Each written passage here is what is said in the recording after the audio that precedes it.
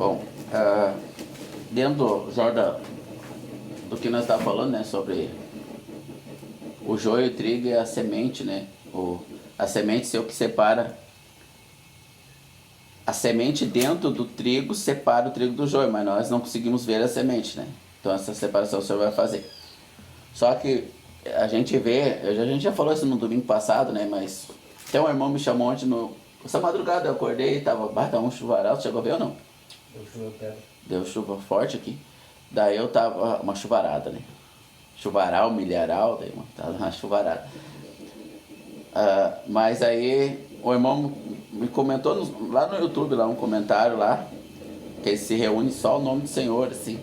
Era presbiteriano, né? Então tem bastante movimento de irmãos, assim, já. Bem disperso de alguns que acabam virando uma denominação, né? Só que se a gente olhar hoje, há uma preocupação com a carne, né? Como assim uma preocupação com a carne? Ainda não chegamos naquele estágio espiritual aonde a gente está totalmente despreocupado com a carne. Alguns, né, vamos dizer, pais de famílias, vamos trazer a realidade prática da vida das pessoas. Trabalho, profissão, sustentar a casa, né? Os jovens, tem que escolher uma faculdade certa. Senhor, me ajuda a escolher uma faculdade certa, né?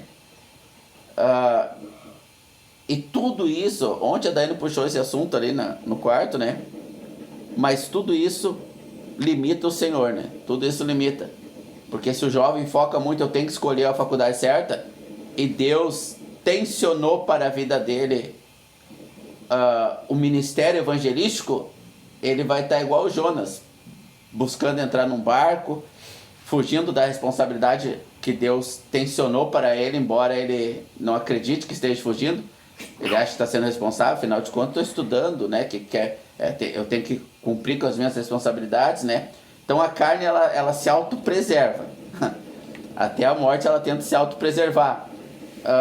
Eu vou fazer uma boa aposentadoria, que nem nós estávamos falando exemplo do meu pai, né? Ela está segura, né? Vou estar com a vida garantida.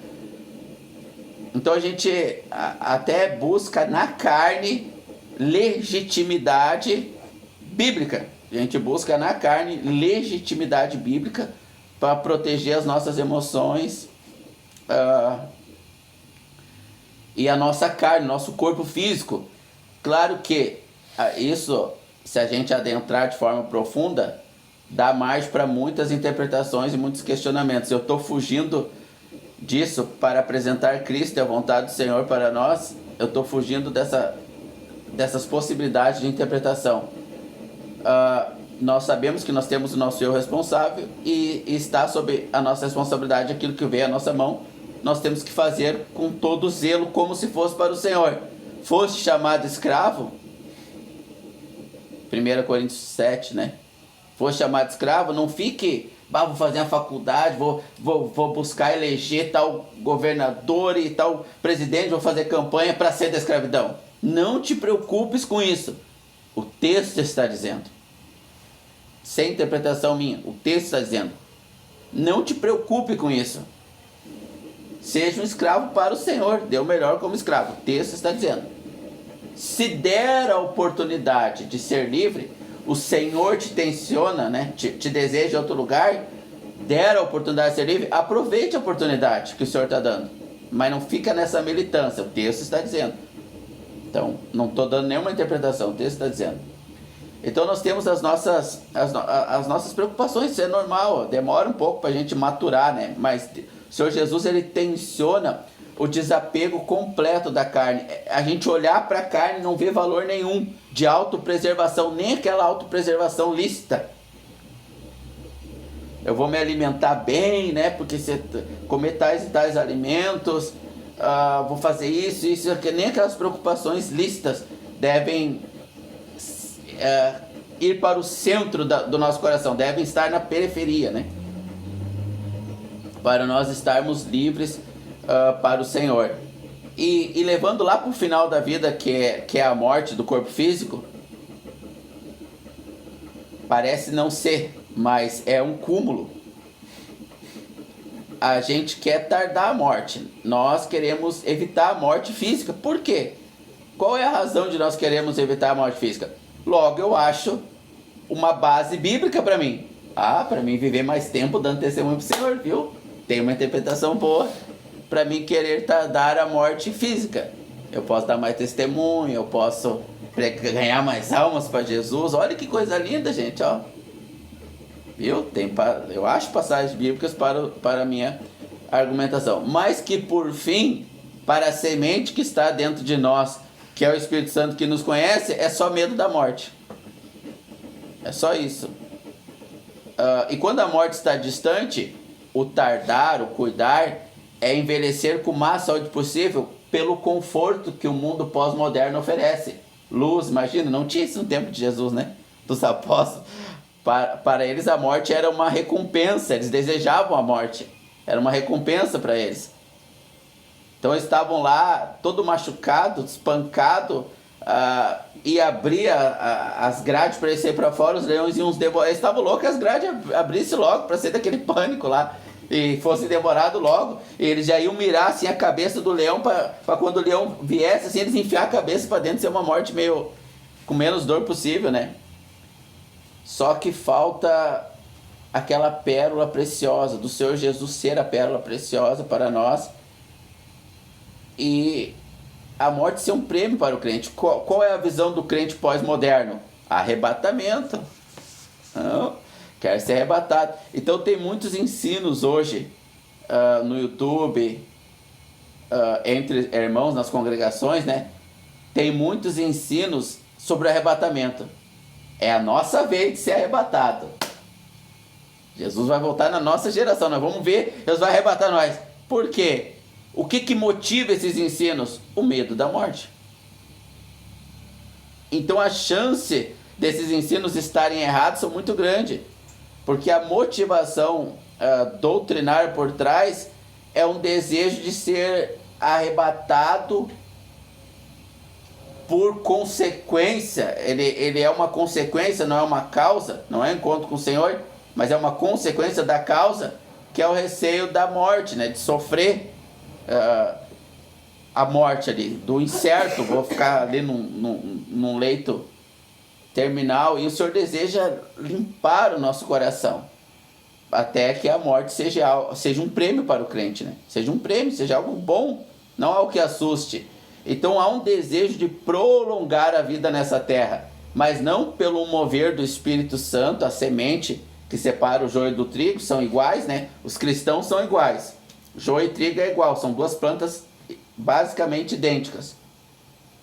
Mas a semente que está dentro, só uma tem semente, que é o trigo. Move o cristão a viver mais tempo ou a morrer, porque o Espírito Santo diz para Pedro que ele ia morrer como um mártir. Então não adiantava Pedro tomar remédio para isso, tomar vitamina A, comer, como é que é? A carne de pobre? Ora pro nobres. Não adiantava Pedro ficar, né? Fazer uma dieta mediterrânea, low carb. Ele ia morrer igual, ele estava sentenciado à morte, pronto, acabou. O Espírito Santo deu a sentença para ele. E aquilo lhe era um gozo muito grande. Quando ele foi crucificado, não quero ser crucificado igual ao meu mestre, me bota de cabeça para baixo aí. O desejo de partir e estar com Cristo é infinitamente melhor, né? Do que continuar vivo aqui. Então essa alegria do que a gente encontra após morte, ela é anulada do crente hoje, né?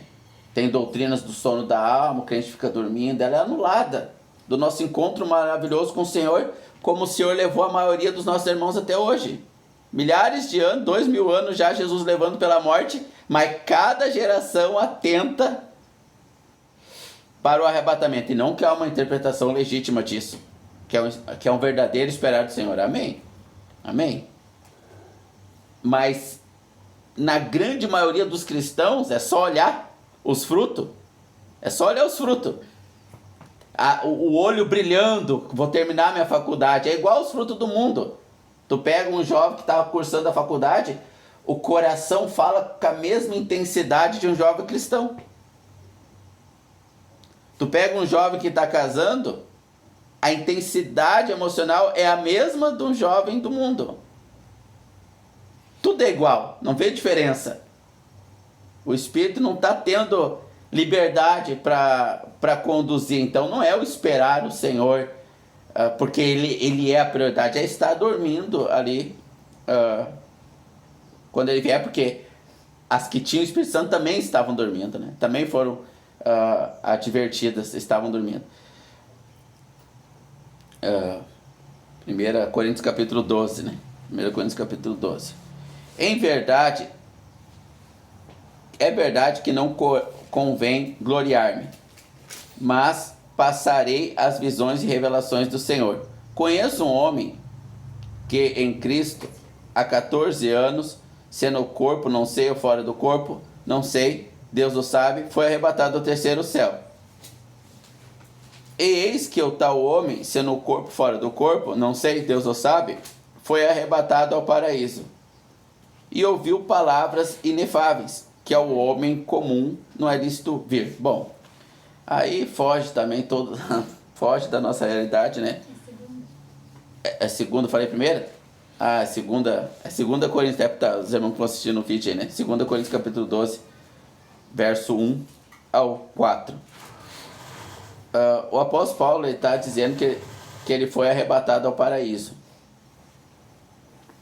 E se ele não sabe se foi no corpo ou fora do corpo, porque a Bíblia diz que carne e sangue não pode entrar no paraíso. Então ele fica nessa dúvida. Mas lá no paraíso ele se vê no corpo físico dele igual esse. E quando nós ressuscitarmos, nós vamos ter um corpo igual esse, corpo físico. Igual não, né? No sentido literal. Igual no sentido palpável, né? Físico. Nós vamos ser trino, corpo, alma e espírito.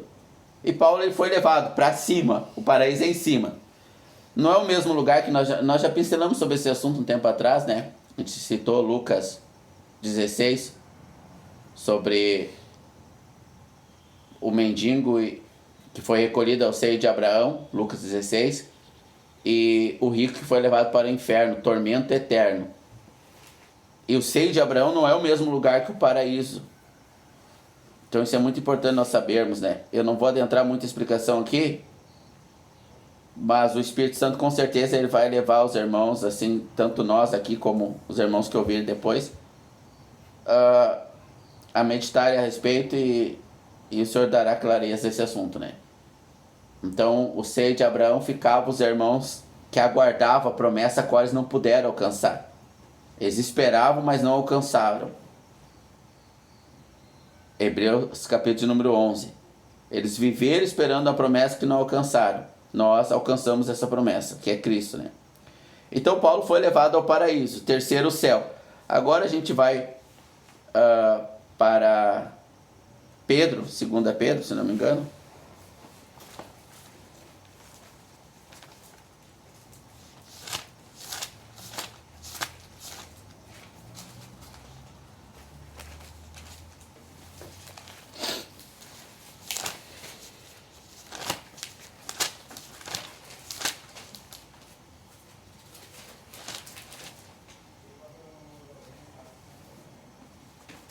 É 1 Pedro. 1 Pedro capítulo 3.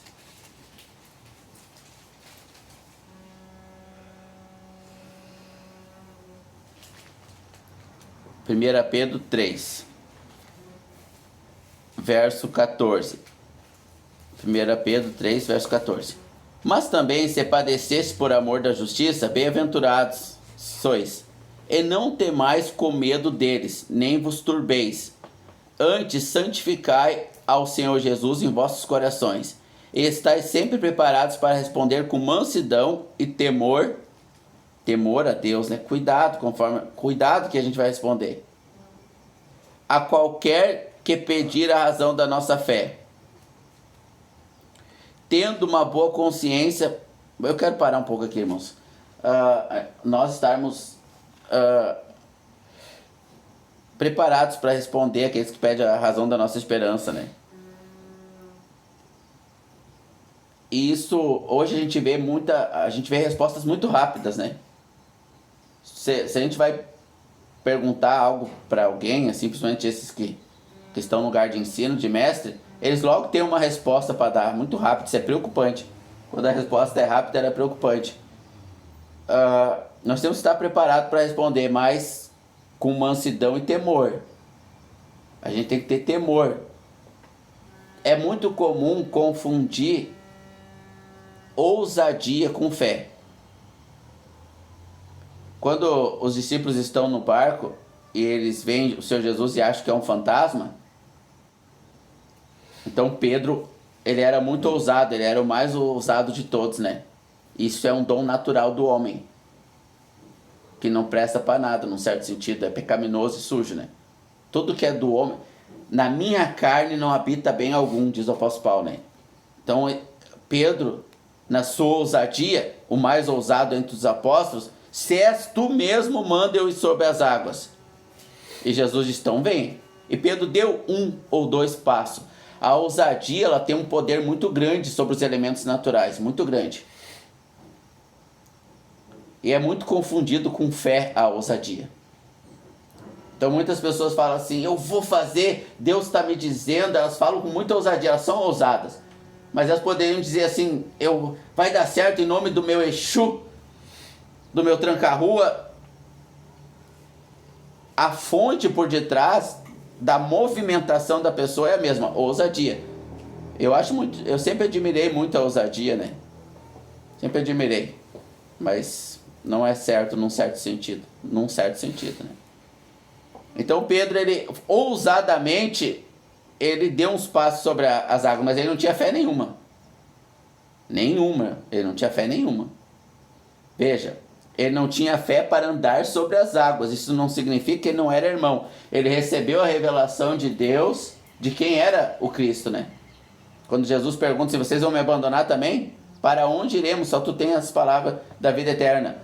Então o Senhor responde, não foi carne nem sangue que te revelou isso. Não foi tua ousadia que descobriu isso. Pesquisando nos youtubers famosos, né, dos nossos dias, vamos dizer assim. Foi o Pai que está no céu que te revelou. Ele era irmão, ele tinha fé para ser salvo. Mas ele não tinha fé nenhuma para andar sobre as águas, mas ele tinha muita ousadia. E muito do que nós vemos os nossos irmãos fazerem para Cristo e levantarem grandes impérios que levantam o questionamento que tu trouxe antes. Se está todo mundo fazendo, vão estar errado, né? Isso é ousadia, né? A ousadia das pessoas levanta esses impérios em nome de Deus, essas doutrinas poderosas de convencimento em nome de Deus. Então Pedro, ele deu uns passos pela ousadia, mas logo afundou.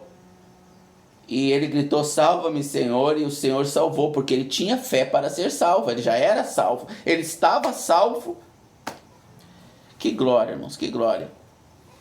Então a gente tem que cuidar muito com a nossa ousadia, para quem tem, né? Quem não tem, não vai sofrer desse mal, vamos dizer assim.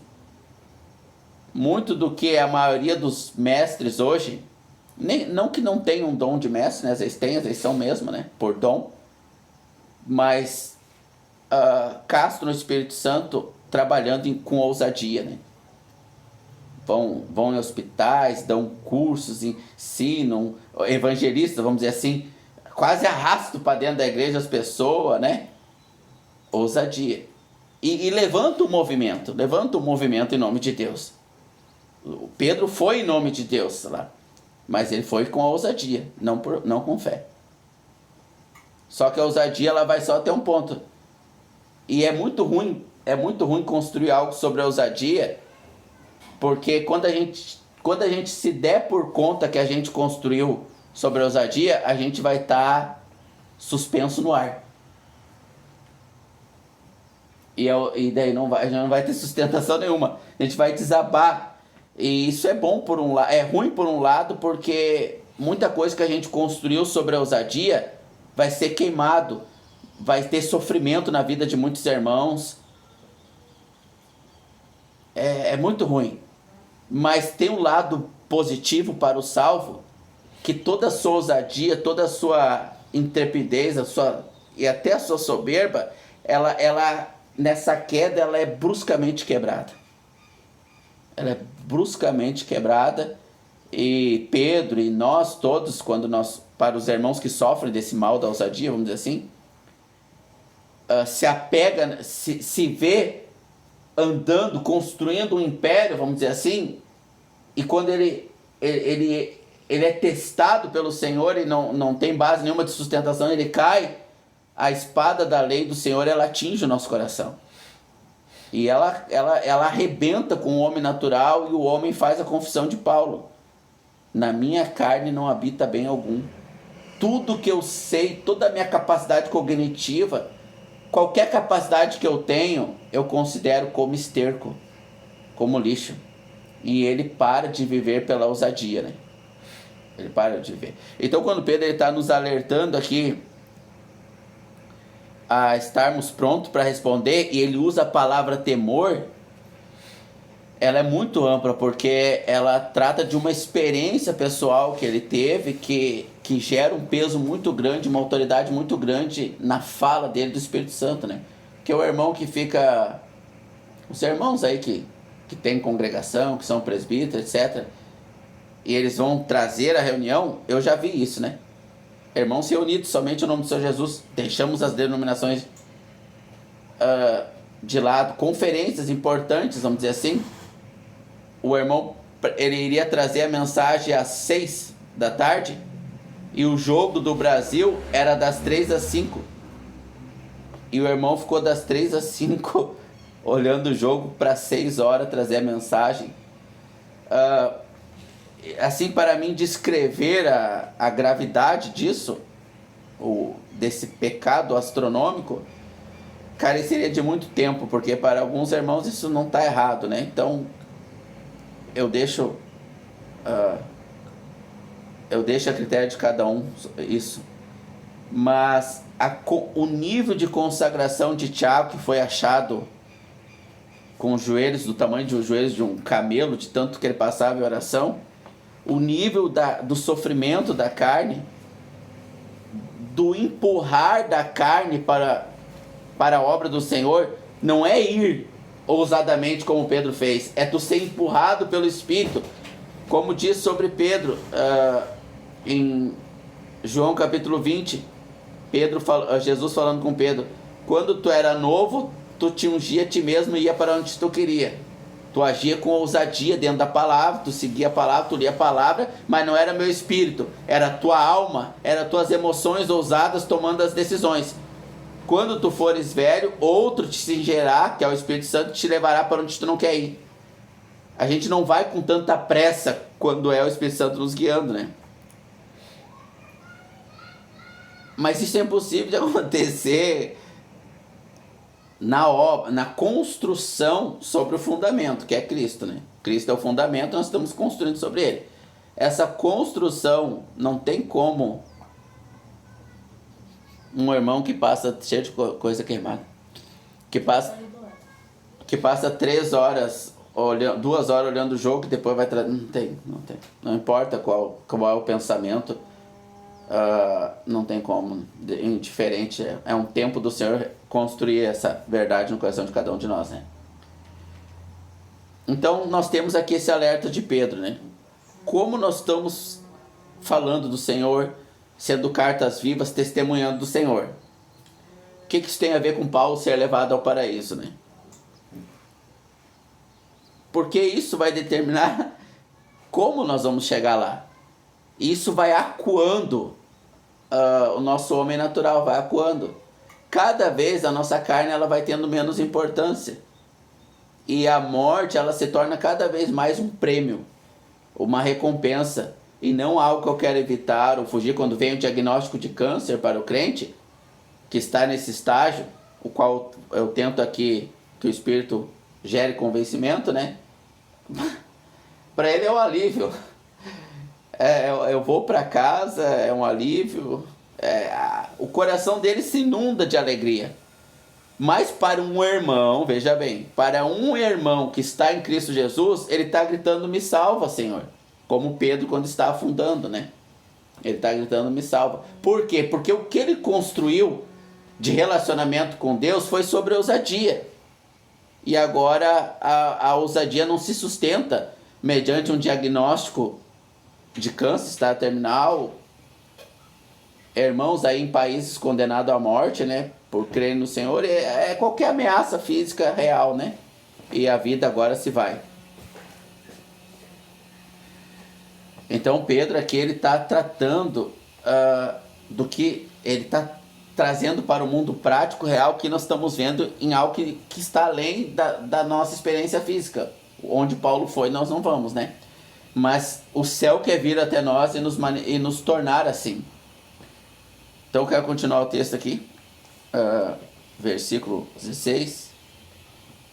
Vou ler o 15 em diante então. Antes de santificar o Senhor em vossos corações, estáis sempre preparados para responder com mansidão e temor qualquer que vos pedir a razão e esperança que há em vós, tendo uma boa consciência, para que naquilo em que falo mal de vós como malfeitores, fiquem confundidos os que blasfemam do vosso bom porte em Cristo. Seria muitos exemplos. Eu vou terminar essa ilustração prática aqui num último exemplo, né? É o irmão que todo mundo está vendo que esse casamento não vai dar certo, a pessoa é totalmente carnal, mas o irmão pegou algum texto, ela é irmã, né? O único texto que ele tem é ela é irmã. E aí caso vira em divórcio, vira o irmão que está vendo que não vai conseguir pagar as parcelas daquele carro, assumiu a dívida igual, achou algum texto ali, e o carro é recolhido pela concessionária. Então são exemplos claros da nossa ousadia construindo algo sobre o fundamento que é Cristo, que vai desmoronar. E isso gera uma preocupação no nosso estado final diante do Senhor, né? Então quanto mais nós sofrermos a nossa carne, quanto mais o Espírito Santo nos levar para onde nós não quisermos ir, o chamado que cada um tem, né? Foi chamado escravo, foi chamado livre, recebeu um dom ministerial, o chamado de cada um. Mais alegre é a nossa partida para com o Senhor, né? Mais alegre é. Verso 16. Tendo uma boa consciência para naquilo que falam mal de vós como malfeitor, fique confundidos que blasfemam do vosso bom procedimento em Cristo. Aqui está bom porte, né? Aí bom procedimento melhor. Porque melhor é que padeçais fazendo bem, se essa é a vontade de Deus, do que fazendo mal.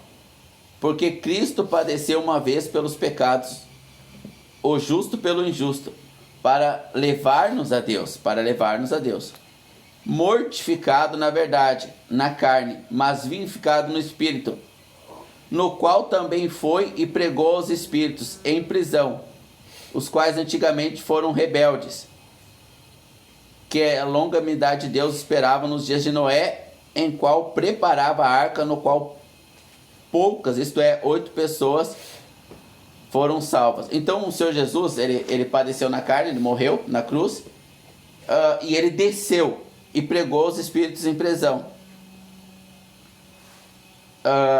Eu não vou entrar aqui em algumas possibilidades interpretativas, quais são esses espíritos em prisão, mas ele foi lá e pregou.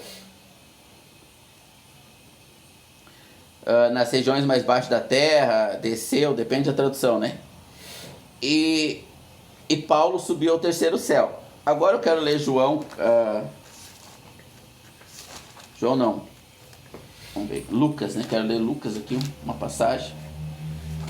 Mateus, Marcos, Lucas.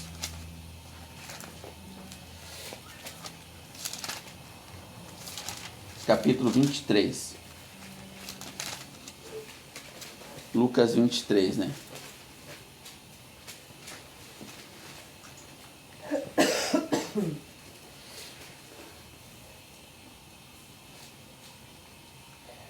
E disse a Jesus, Lucas verso 23. Aqui está relatando a história dos 2 ladrões na cruz, mas eu vou, Lucas capítulo 23, mas eu vou ler a partir do versículo 42, né? E disse a Jesus, um dos ladrões na cruz: Senhor, lembra-te de mim quando entrares no teu paraíso, ou no teu reino, depende da tradução. Mas é no teu paraíso, o reino não está certo, a minha tradução está reino, né? Mas a tradução correta, o que o apóstolo escreveu em grego, é paraíso. Respondendo, porém, qual é o verso que a gente leu? 41? 42, né? e disse a Jesus: Senhor, lembra-te de mim quando entrares no teu paraíso. E disse-lhe Jesus: em verdade te digo que hoje mesmo estará comigo no paraíso. Bom, aquele homem ele estava morrendo, né? E o outro ficou praguejando, tentando sair de lá, tentando induzir Jesus a sair, tirar ele. E este homem, ele, à luz de Deus, o Senhor Deus conseguiu levar ele até Cristo. E ele viu vida em Cristo ali. E ele pediu para que o Senhor lembrasse dele no paraíso. Lembrasse, consciência após a morte física. Jesus padeceu fisicamente, não tendo pecado. O corpo de Jesus não era para morrer, porque Jesus nunca pecou. A morte é consequência do pecado. O pecado é a causa e a morte é a consequência. Então, este homem, ele viu uma vida consciente depois da morte. Meu Deus, irmãos, nós sabemos a gravidade, a profundidade disso, porque ele não era crente, não era um malfeitor, viveu a vida inteira no pecado, e ali, imediatamente, ele viu uma vida consciente. A sua consciência o acompanharia depois da morte. E irmãos velhos na fé dizem que a gente dorme quando a gente morre. Será que nós conseguimos ter uma percepção do quanto o nosso estar com Cristo hoje mesmo, agora, no exato momento em que meus olhos se fecham, meu coração para de bater e não há mais vida na minha carne, eu estar consciente com Cristo? Então lembra-te, memórias, lembranças, vida, consciência. Lembra-te de mim no teu paraíso. Lembra-te de mim. E Jesus responde: hoje mesmo estarás comigo no paraíso. Então Jesus desceu e aí vai vir as interpretações da carne. Não sei se já falei com os irmãos, cada N já, né? Tá, mas se Jesus desceu para pregar os espíritos em prisões. Bom, se ele desceu para pregar os espíritos em prisões, quer dizer que ele estava consciente, porque como é que ele ia pregar dormindo, né? Mas ele disse que estaria com o ladrão da cruz ali, que teve consciência, que o Senhor Deus conseguiu levá-lo a Cristo, entrar na sua alma, achou acesso na sua alma e levá-lo até Cristo, porque ninguém vem ao Pai senão Cristo, e Deus leva. O Senhor Jesus disse: ninguém vem a mim se o Pai não o trouxer. Então não sei a palavra aqui agora, mas é uma interdependência, né? E o Senhor desceu a pregar aos espíritos, consciente, foi pregar aos espíritos, consciente. E hoje mesmo estaria comigo no paraíso. Aonde o Senhor estaria ali naquele momento? Onde ele estaria? O seu corpo estaria no túmulo. Mas quando o corpo do Senhor Jesus estava aqui, vivo, e eles vão chamar Natanael, e Natanael questiona: pode vir alguma coisa boa de Belém? Não, Belém? É? Belém? Belém que Natanael falou? Nazaré, né? Nazaré. Pode vir alguma coisa boa de Nazaré? E aí Jesus fala assim, eu te vi embaixo da figueira, mas Jesus estava ali. Fisicamente ele estava ali. E ele não tinha câmeras espiã ali embaixo da figueira, né? Para ver Natanael. E aí Natanael reconheceu imediatamente Jesus, né? Porque só Natanael sabia o que ele estava fazendo embaixo da figueira. E ele reconheceu que ele era o Messias. Então fisicamente ele estava ali, mas ele viu Natanael embaixo da figueira. Então essa compreensão carnal de que Jesus desceu a pregar aos espíritos em prisão, contradizer o que ele disse que hoje mesmo estará comigo no paraíso, que nós vimos lá em 2 Coríntios capítulo 12, que Paulo foi levado ao terceiro céu. O paraíso é no terceiro céu. É porque Deus está em todo lugar, Jesus está em todo lugar. Ele está aqui falando com os discípulos quando Natanael chega, mas ele também estava lá embaixo da figueira. Ele desce pregar aos espíritos em prisão e ao mesmo tempo, simultaneamente, ele está no paraíso com o ladrão da cruz, consciente. Ele ouve todos, ele ouve nós falando aqui agora. O problema é nosso, não é dele, né? O problema é nosso. A presença dele está aqui, o problema é nosso. A nossa capacidade de ver que é o problema, não é eu não ver uma bactéria não significa que ela não existe aqui. O problema é meu, não é da bactéria. A partir do momento que eu resolvo esse problema e crio um microscópio que aumenta não sei trocentas quantas vezes a minha capacidade de visão e eu enxergo aquela bactéria e me impressiono com aquela bactéria, com aquele vírus, sei lá o quê. Gente, eu estou vendo, isso existe. Mas sempre existiu, o problema sempre foi meu. O problema nunca é a presença do Senhor sempre está aqui, está em todo lugar ao mesmo tempo. A minha capacidade cognitiva de compreensão pode ser um problema, que não anula a realidade, né? Então ele foi levado ao paraíso, ao terceiro céu, consciente. Lembra-te de mim, consciência. Desceu a pregar aos mortos, consciência. Não posso pregar se eu estou dormindo, né? É o momento exato de estarmos com Cristo, irmãos. É o momento exato. Se Ele é a pérola preciosa, é o momento mais esperado da nossa vida.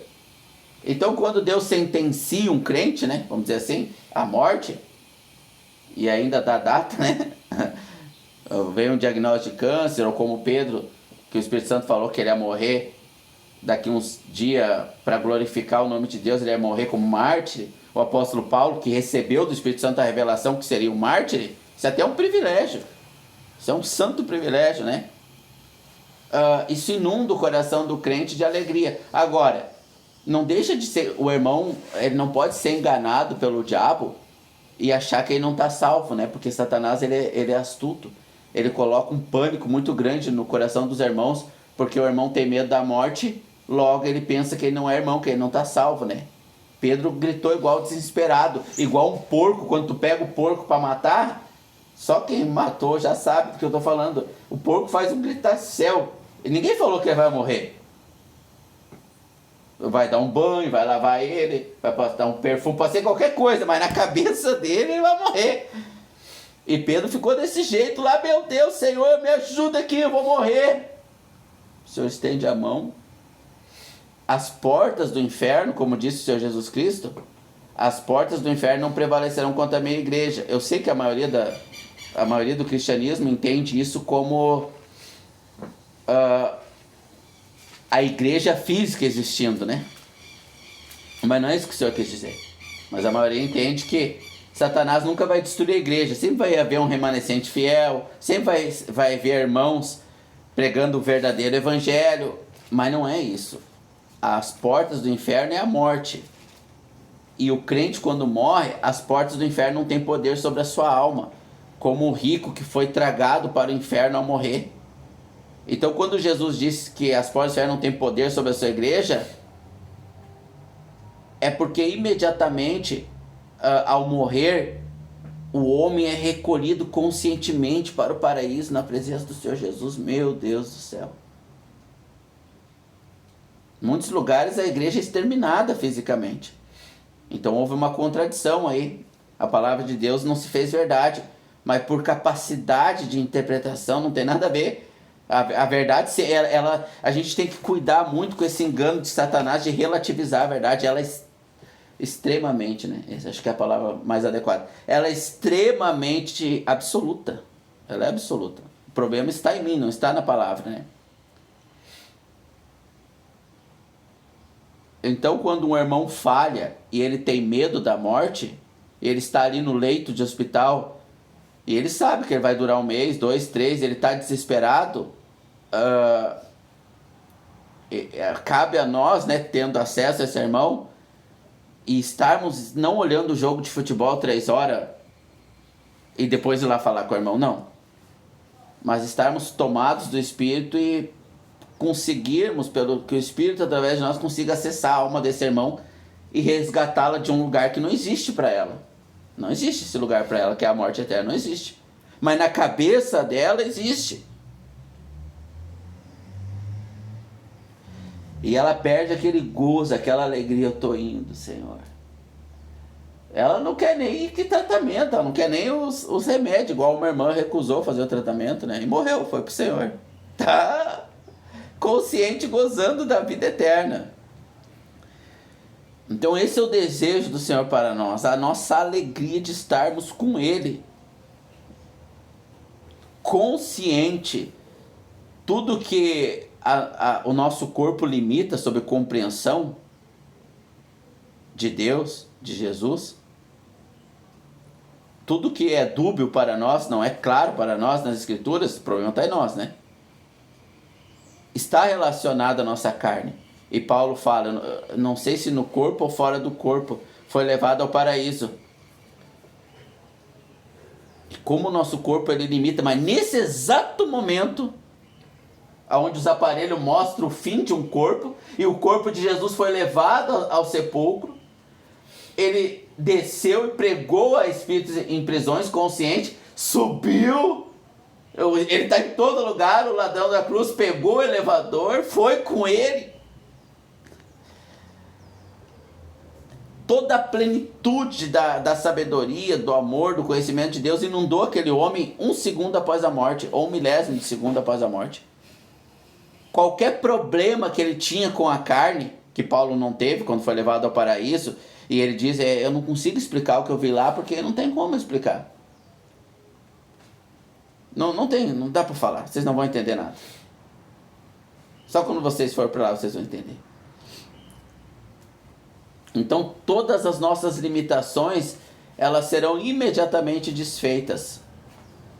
No milésimo de segundo, toda a luz de Cristo nos inundará. A oração sacerdotal de João capítulo 17, Pai, que ele seja um conosco, assim como eu sou um contigo. João 14, eu vou para o Pai, vos prepararei morada. Tudo isso será nítido e claro, não haverá nenhum tipo de sombra em nossa alma.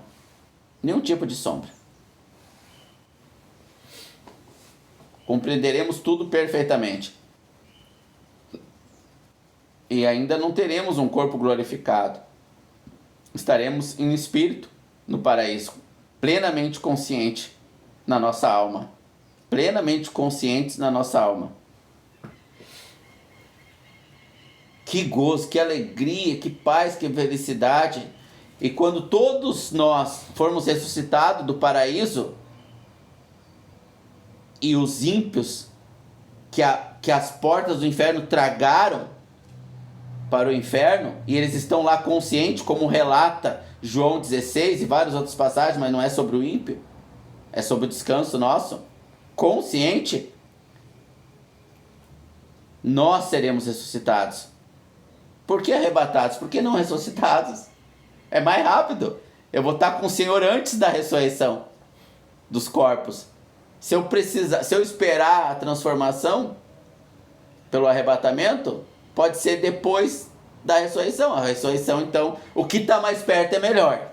O que está mais perto de Cristo é infinitamente melhor do que o que está mais distante. O que está mais perto não sabemos, mas a nossa alegria é no que está mais perto. Também depende do quanto a nossa carne está nos limitando, né? Em Apocalipse, capítulo número 6, Apocalipse, capítulo número 6,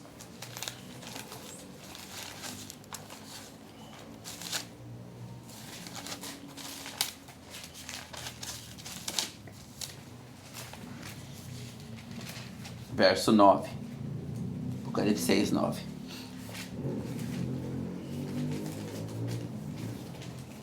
E havendo aberto o quinto selo, vi debaixo do altar as almas dos que foram mortos. Sempre vai ser almas, né, irmãos?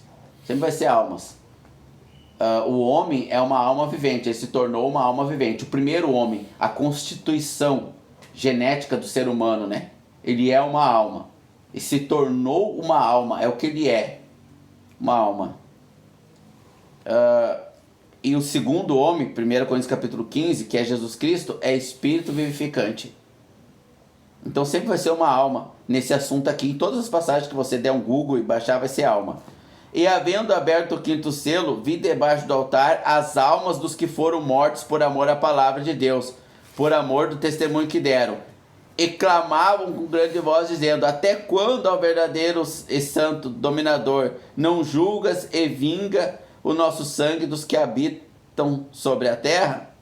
E foram dadas a cada um compridas vestes brancas, e foi-lhe dito que repousasse ainda mais um pouco de tempo, até que também se completasse o número dos conservos irmãos que haviam de ser mortos como eles foram. Veja, eles são mortos, mas estão falando. É muito interessante isso. E o fato deles ter uma indignação, isso não tem nada a ver com a nossa carne. Não é a indignação da nossa carne, não há nenhum sofrimento neles. Não há nenhuma ira carnal neles. O próprio Deus se ira. Hoje, na sua plena santidade, ele se ira. Jesus se irou. Só há descanso. Continuem no seu descanso. Eles estão no gozo pleno do Senhor. Não há mais turvez. Não há mais limitação. Eles são um completamente com o Senhor Jesus. Plenamente conscientes. Aguardando os outros serem mortos. Eles desfrutam de plena consciência de toda a plenitude que nós não temos ainda por causa da limitação da nossa carne. Eles estão livres desse corpo de morte. O corpo deles está no sepulcro. A alma no paraíso, o terceiro céu, com Cristo. E as almas e eles vão ser ressuscitados. Nós vamos ser ressuscitados se morrermos antes. E vamos ganhar um corpo físico. O que vai ser ressuscitado é o corpo físico. O Senhor Jesus desceu, pregou aos mortos em prisão. Ao mesmo tempo estava no paraíso, tudo consciente. Uma glória inimaginável que Paulo viu lá no paraíso. Mas depois ele voltou para o seu corpo. Quem dormia era o seu corpo lá no sepulcro.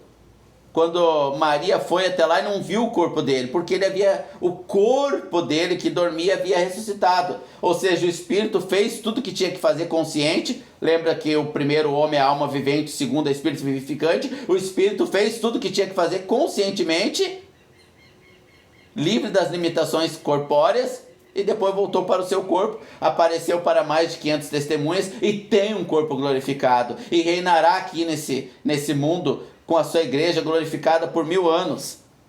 E depois novos céus e nova terra vão ser restaurados. Assunto bem resumido do domingo passado, né? Mas eu quero ler o último texto, então, Filipenses, capítulo de número 1. Filipenses, capítulo de número 1.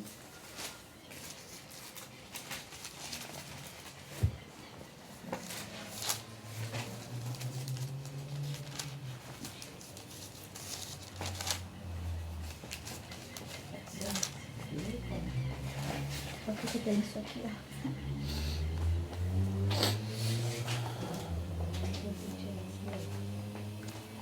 Capítulo 1, verso de número 21. Porque para mim o viver é Cristo. Mas veja, irmãos, eu vou parar nessa vírgula aqui. Eu sei que quando esse texto foi escrito pelo apóstolo não havia nem vírgula, nem pontuações. Eu sei que isso gera às vezes uma dificuldade interpretativa de alguns assuntos que não cabe aqui a esse texto, né? Como o texto que nós citamos do ladrão da cruz, né? Mas não adianta nos debatermos quanto a isso, porque é a presença de Deus que nos revela a palavra. Uma grande intelectualidade, como falávamos antes, né? Do conhecimento de Deus não nos aumenta a presença de Deus. Mas o aumentar da presença de Deus sim vai nos revelando a palavra. Mas eu quero... O verso 20 foi o que eu li, foi isso? O 21, né? Porque para mim o viver é Cristo, vírgula. Eu quero só dar uma pincelada aqui. O que Paulo está dizendo? Para mim o viver é Cristo. Gálatas 2:14, se não me fala a memória. Já não sou mais eu quem vive, mas Cristo vive em mim. Não é que a minha carne deseja continuar vivendo. Não é isso. É que o viver é Cristo. Então a carne não deseja mais. E também não é uma depressão, né? Como o mundo tem, que perde a vontade de viver. É a pérola preciosa, a pérola, né, preciosa que nós encontramos, e ela passa a ser a movimentação da nossa vida. Se o Espírito Santo conduz para uma cruz, para o martírio, para morrer jovem, né? O viver é Cristo. Já não faz mais sentido o galardoar, o buscar, vou fazer uma faculdade, daqui 5 anos termino, vou ter uma profissão boa, tal. É irrelevante isso. Estamos dentro de um mundo de responsabilidade, porque isso também pode ser mal interpretado, então vou dar essa pincelada, e temos as nossas obrigações, né? Que os jovens estudem, façam a faculdade, mas isso é periférico. É o estar, é Cristo. Às vezes o Senhor chamou para uma vida missionária, os jovens, esse desejo de estudar, muitas das vezes, é maior do que Cristo. O desejo de viver, me aposentar bem, é maior do que Cristo. Então eu não posso dizer o que Paulo fala aqui no verso 21, porque para mim o viver é a faculdade, é o trabalho, e Cristo depois da morte. E por isso vem o medo da morte, né? Mas mesmo assim o irmão está salvo. Estou falando de irmãos, né? Aquele que tem o Espírito dentro dele. Porque não é fácil. Ló, o apóstolo Pedro, na sua epístola, no capítulo 2, ele vai dizer que Deus livrou o justo Ló. Veja que Ló, ele viveu de uma forma carnal, buscando a segurança profissional nesse mundo aqui. E conseguiu. E ele pôde dizer, né? Esse está com a vida garantida, com a vida feita. Ele pôde dizer isso. Mas veio o fogo e consumiu a todos, e ele teve que viver na miséria. Na extrema miséria, ser um morador de rua. Porque a busca, o medo, a insegurança da provisão carnal do corpo físico foi maior do que o viver ser Cristo. Vou continuar então após a vírgula aqui, 21, né? Porque para mim o viver é Cristo e o morrer é lucro. Como que o morrer vai ser lucro? Como que eu vou dizer para alguém que morrer para mim é lucro? Aí eu precisava de um dicionário aqui agora, porque eu não sei, eu entendo para mim, mas não sei expressar para os outros ouvir o significado da palavra lucro. Como que alguém vai dizer que morrer é lucro se eu tenho uma coisa que vai me dar prejuízo aqui, ó, que é o viver no corpo, né? O viver no corpo dá prejuízo, porque o corpo só quer maldade, só quer... Eu tenho outra que vai dar lucro. Aqui eu vou ganhar R$1.000, aqui eu vou perder R$1.000. Eu vou pegar o que eu vou ganhar R$1.000, não vou pegar o que eu vou perder R$1.000. Só que se a pessoa diz que o morrer é lucro, mas ela pega a vida, porque o morrer aqui é físico. Paulo não está dizendo morrer e ir para o inferno, porque as pessoas sem Cristo estão mortas e vão para o inferno. Elas não estão no lucro, elas estão no prejuízo, mas elas abraçaram a vida da morte, negando o Senhor Jesus. Para elas é lucro. O viver nessa vida é lucro. E Paulo está dizendo que o viver nessa vida é prejuízo. E o morrer fisicamente nessa vida é lucro. Mas como que na minha cabeça, no meu mundo imaginário, eu digo isso, mas as minhas práticas lutando por essa vida física, elas mostram tudo o contrário. Igual um irmão que trocou de profissão, que não gosta mais da profissão que ele está, ele começou a dizer, Deus está confirmando que ele me quer nessa nova profissão. É que é complicado, mas quando Deus fala, está falado. Que confirmação? Senhor, se for Gideão falando para Deus, se for o Senhor mesmo falando comigo, eu vou colocar a lã ali, molha. Então, o lucro é alegria, irmãos. Alegria, meu fim chegou. É o começo, não é o fim, é o começo, né? Verso 20, né? 21. Porque para mim o viver é Cristo e o morrer é lucro. Então, não há lucro nenhum em viver fisicamente. Mas se Cristo habita em mim, Gálatas 2,14, né? Se Cristo habita em mim, há lucro porque Ele está através de mim edificando a sua igreja. Ele está produzindo aqui nessa terra. A partir do momento que eu não tenho mais utilidade aqui para essa terra, chegou o lucro. Agora é o lucro de todo o meu trabalho. Cristo trabalhou através de mim, não é eu com medo. E aí eu estou tentando carregar um monte de pessoa para a igreja. Eu tenho o dom de evangelista. Eu tenho o dom de mestre. Será que temos ou é apenas ousadia da minha parte? E não vai se sustentar. Não, é Cristo vivendo através do meu corpo. E quando o Senhor entender que Ele já usou o que Ele queria usar e quiser me levar pela morte, nada de arrebatamento, pela morte, meu Deus, é lucro, gente. É lucro. Aí continua aqui. Verso 20, né? 21. Porque para mim o viver é Cristo e o morrer é lucro. Mas, se eu não tiver o lucro, que é o morrer, e se eu viver na carne, por Cristo me dá. Eu estou parafraseando, né? Mas se eu viver na carne por Cristo, me der fruto da minha obra. Não sei o que hei de escolher. Não sei o que devo escolher.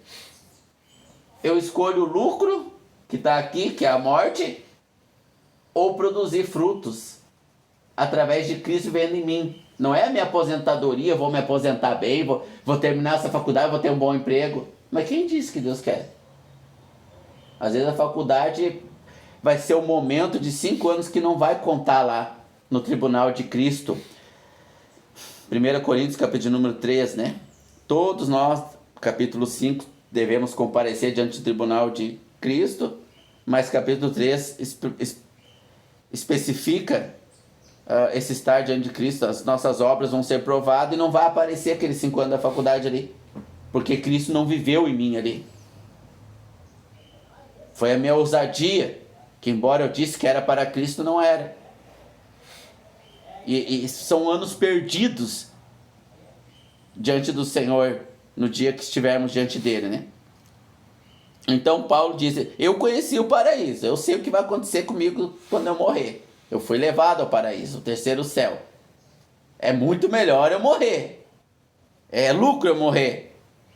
Mas se na carne, que Cristo que vive em mim, o verso 21, né? Cristo vive em mim. Verso 22. Mas se eu viver na carne, a gente bota o verso 21 dentro.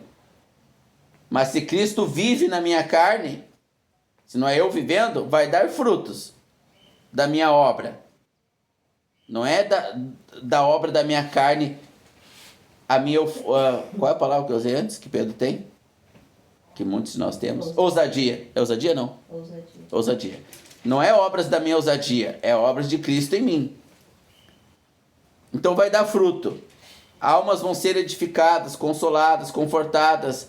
Vai dar fruto no corpo. Mas morrer é lucro. Eu não sei. Não sei o que escolher. Mas de ambos os lados estou em aperto. Continua a explicação do próprio apóstolo, sem interpretação. Mas de ambos os lados. O Cristo viver em mim, que só me faz sofrer na carne. Eu quero para a esquerda e mando para a direita. Judia da minha carne, é açoites, é prisão, morrer é lucro. Mas se eu viver na carne e me der fruto da minha obra, não sei o que devo escolher. Explicação de Paulo, verso 23. Mas de ambos os lados estou em aperto, tendo desejo de partir, de pegar o lucro, morrer, gente, morrer, glória a Deus, e estar com Cristo, porque é ainda muito melhor. Meu Deus do céu, que sono, que dormir é melhor, gente. Que fazer faculdade é bom. Que graça tem no emprego, não passar num concurso. Que graça tem me aposentar bem. Nada disso é bom. Morrer, estar com Cristo. Deixa eu ver, qual é a margem de lucro aqui? 100%? Deixa eu ver aqui, eu não lembro. Eu quero ver a margem de lucro aqui para os irmãos com dom natural de negócio, né? Negociantes, né? Qual é o verso aqui? 23. Mas de ambos os lados estou em aperto, tendo desejo de partir e estar com Cristo, porque é ainda muito melhor. Ah, eu achei que eu tinha lido infinitamente melhor. Alguma tradução fala infinitamente? Não, né? Parece que sim. Eu quero ver no grego lá, no original, se é infinitamente melhor. Mas é muito, vamos ficar com muito melhor. A melhor aposentadoria, o melhor que a minha ousadia pode me dar, já trará muitas dores e sofrimentos aqui, porque não houve obra de Cristo. Cristo não fez nada através dos meus membros, porque ele não viveu em mim para aquela ação. Não que ele não tenha vivido em mim para a salvação. Mas a minha ousadia em nome dele, que não tinha nada a ver com ele, não produziu nada. Agora, mesmo ele vivendo em mim e produzindo, ainda assim o morrer é melhor. E quanto? Muito melhor. Porque nós imediatamente, como a promessa ao ladrão da cruz, estaremos com ele no paraíso. Que segundo o apóstolo Paulo, é no terceiro céu. E nós veremos coisas lá, 1 Coríntios capítulo 12, que são inefáveis. Eu nem sei o significado dessa palavra. Alguém sabe, não? Indizíveis. Indizíveis. Inefáveis é indizível. Indizível, não dá para dizer de tão glorioso que é. Não dá, como é que eu vou descrever? Não tem como. O nosso corpo limitante não vai compreender. Agora, o Espírito Santo tem que produzir isso em nós. Então, a sentença de morte, ela é um prêmio para o crente, irmãos, que está com Cristo vivendo nele e se permite viver para fazer a sua obra. E estudando, fazendo a faculdade, Deus quer os jovens lá estudando, fazendo concurso ou não fazendo, aonde Deus quiser usar, desde que não seja a nossa ousadia, a nossa carne, o nosso medo. Porque ou Cristo vive em nós ou estamos todos perdidos aqui, não eternamente, porque as portas do inferno não tragam uma alma que nasceu de novo. Mas estamos aqui perdidos, andando igual barata tonta. E essas perdas vão refletir para a eternidade. Agora, Cristo vivendo em nós e Ele alcançando um mínimo de plenitude, tem muito mais, mas um mínimo de plenitude, Ele coloca em nós essa alegria da morte, porque ela é lucrativa, ela é muito melhor, ela dá lucro, é muito melhor do que viver aqui na terra. E Paulo vai fazer esse consolo de forma mais esmiuçada em Tessalonicenses, quando os irmãos ficam tristes com a morte dos irmãos, Paulo vai dar esse consolo. Então, o que dorme é o corpo. O corpo de Jesus estava lá inerte. Tu podia tocar ele, podia botar água quente, pegar um galão de água fervendo e derramar no corpo de Jesus, ele não ia sentir nada, o corpo dormia. Mas ele desceu e pregou os espíritos em prisão, subiu ao paraíso. Lembra-te de mim, como que ele ia lembrar se tu jogar uma água quente nele e não sentir nada? Porque não é o corpo que lembra, é ele. Deus é espírito, Jesus Cristo é espírito, o homem foi feito uma alma vivente. E nós vimos as almas conscientes lá em Apocalipse. É deitar, irmãos, e agradecer a possibilidade de não acordarmos. Como eu vi um post de algum irmão, se eu acordar amanhã, Cristo vai estar comigo. E se eu não acordar, eu vou estar com ele. Se eu acordar amanhã, eu acordei, né? Mas Cristo está comigo. Mas se eu não acordar, eu estarei com ele. Hoje nós estamos com Cristo mais ou menos assim, ó, fazer uma analogia para finalizar, já li todos os textos. Num certo sentido, é muito pobre essa analogia, mas é o que eu posso oferecer. Eu tô com a Daiane aqui agora, mas ela tá lá no Rio de Janeiro, como muitas vezes ela foi ficar lá com os familiares dela. Aí eu tô falando com ela por WhatsApp, é ao vivo, eu tô falando com ela. Mas há muitas limitações, não estou vendo as expressões dela, não posso abraçar, tocar, não pode me abraçar. Não há intensidade, emoção. Mas eu estou falando com ela por WhatsApp, nem é por vídeo chamada, é WhatsApp ali. Manda uma mensagem, ela responde. É no mesmo momento, não é dias depois, é ao vivo ali. Mas é por mensagem. Um manda, outro recebe. É mais ou menos o nosso relacionamento com Cristo hoje. Mas quando nós morrer, hoje mesmo estará comigo no paraíso. É assim, ó, como nós estamos aqui, eu e ela hoje, ó. Extremamente presencial. E ainda não haverá o engano da carne, porque hoje uma pessoa pode estar contigo e ela não estaria ao mesmo tempo, é só o corpo dela ali. Como Paulo disse, eu não estou convosco em corpo, mas em espírito eu estou convosco. A oração sacerdotal do Senhor Jesus, Pai, que Ele seja um como nós somos um, ela é parcial hoje, ela é parcialmente compreendida, ela é parcialmente vivida.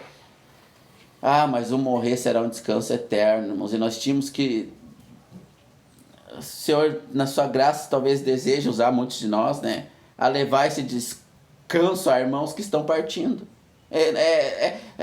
Nós ter uma inveja santa deles, né? Eu não sei outra palavra, eu usei essa, porque inveja é um desejo muito intenso de estar no lugar da pessoa, né? De ter o que a pessoa tem. E como eu não sei nenhuma outra palavra para ilustrar, eu usei essa, né?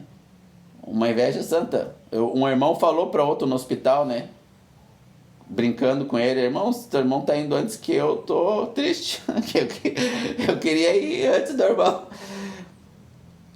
Que Deus gere consolo e nos alegre. E quanto mais nós pecarmos, quanto mais nós formos natural, quanto mais nós formos carnal, mais medo a gente vai ter da morte, mais a gente vai querer fugir dela, mais apática ela vai parecer, mais a gente vai ver alguém no caixão e vai pensar assim, cara, é isso que eu vou virar? Nossa, eu vou virar um negócio desses aí. Porque os nossos olhos não se abriram para nós ver o espírito daquele homem queimando e sofrendo eternamente, dizendo, Deus, deixa eu voltar lá e avisar meus familiares, deixa.